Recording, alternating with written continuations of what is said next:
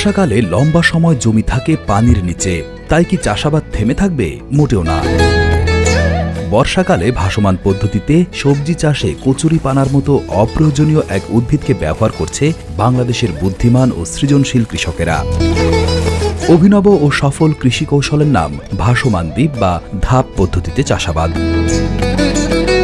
এই উদ্ভাবনী পদ্ধতিতে কৃষকেরা বিপুল পরিমাণে কচুরিপানা এবং অন্যান্য জলজ উদ্ভিদ সংগ্রহ করেন এবং সেগুলোকে বহু স্তরে সাজিয়ে এবং সংকুচিত করে শক্ত, স্থিতিশীল এবং অত্যন্ত হালকা ভাসমান ভেলায় রূপান্তরিত করেন।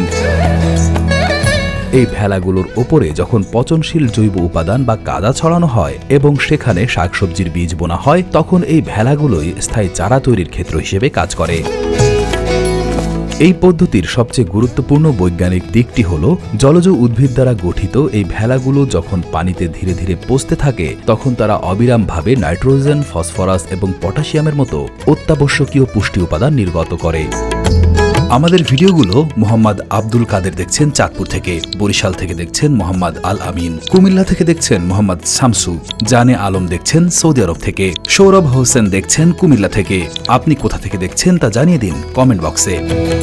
এই প্রক্রিয়াটি একটি স্বয়ংসম্পূর্ণ জৈব সার ব্যবস্থা তৈরি করে, যার ফলে উৎপাদিত ফসলের জন্য আলাদা করে রাসায়নিক সারের প্রয়োজন হয় না এবং ফলন হয় স্বাস্থ্যকর ও প্রচুর। এভাবে বাংলাদেশের গ্রামীণ সমাজে জলবায়ু পরিবর্তনের প্রতিকূলতার সাথে মানিয়ে নেওয়ার ক্ষেত্রে এক অসাধারণ নজির স্থাপন করেছে।